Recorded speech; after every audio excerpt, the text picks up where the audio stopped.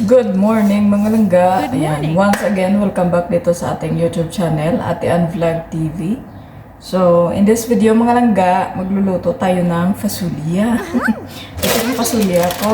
Oh, Baguio beans tawag nito sa atin, di ba no? Yes. Fasulya dito sa kanila. Ang gagawin natin, i-ano lang natin, ilalagyan ng mantika, ng onion, ng kamatis, ng salt and black pepper para maluto mga langga. Ito yung kakainin namin ngayong araw mga langga. Ang kapartner nito ay tinapay mga langga, no? Kumbaga ginagawa siyang palaman sa tinapay mga langga. Pero sa atin, kanin na ang kapartner nito. Dito sa kanila, tinapay. Mahilig silang mag-dip ng tinapay sa mga ganitong gulay, no? Yung fasulya, katulad itong fasulya. Last time, nagluto din ako ng okra, yung maliliit mga langga. Tinapay din ka-partner nun. Samantalang sa atin, pag ganitong mga gulay na, kanin yung ka-partner, di ba no? Sila, tinapay. Mahilig sila sa ganun, di ba mga langga? So, nag-slice na ako ng onion mga langga, no? At ang ating kamatis. Kasi natin muna, piprituhin muna natin to ng konti. Yung ating kamatis, tsaka yung onion bago natin ilagay yung aking fasulya. Ayan.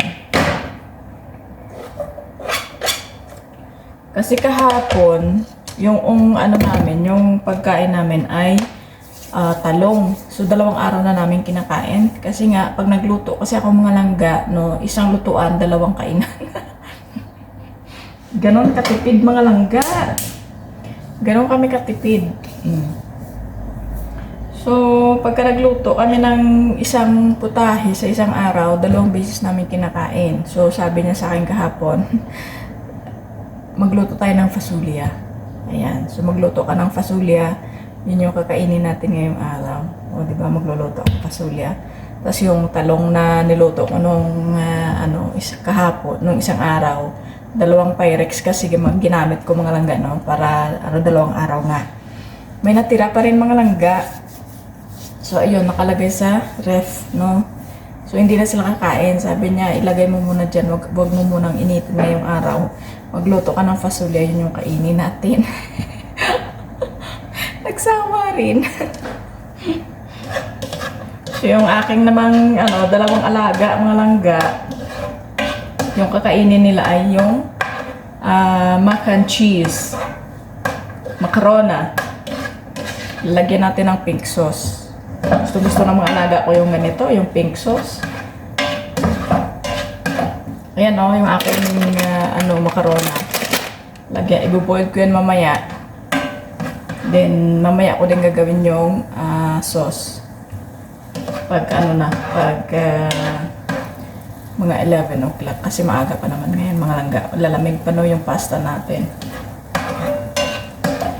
Ayan.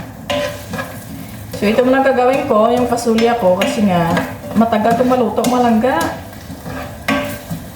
Kasi hindi mo naman to kailangan lagyan ng maraming tubig eh. Ano lang talaga, yung, tawag doon, ibuboil lang siya sa olive oil, then kunting tubig. Hindi siya kailangan lagyan ng maraming tubig, mga langga. Hindi katulad ng fasulya, ng bamya ng okra, yung maliliit na pinakita ko last time. Yun. Ito, kailangan kunti lang yung tubig para then ilalagay natin sa low temperature ng apoy para maluto. Yan, so mga ngamoy, na naman ako na ito, mga ngamoy onion.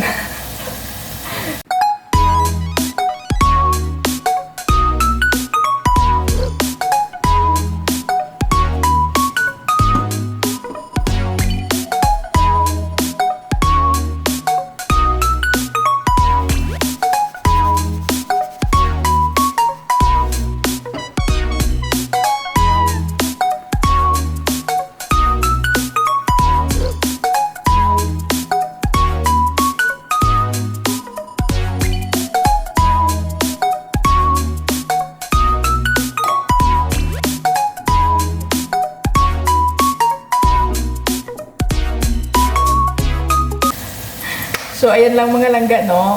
Thank you so much for watching, guys. And please don't forget to subscribe sa ating new channel, Ate Ann Vlog TV. Ito yung bagong channel natin at dito tayo nag-upload. Ayan. Yung lumang channel natin na wala ng ads. So, hindi na ako masyado nag-upload doon. Paminsan-minsan na lang, no? Na mga shorts, ganyan. Ito, sisikapin nating ma-monetize ulit. At, ayan, dito tayo mag-upload permanently mga langga. So once again, don't forget to subscribe, like, and share mga langga. And of course, hit the notification bell para lagi kayong update sa ating upcoming videos, upcoming vlogs. Ayan. So thank you mga langga and thank you for watching.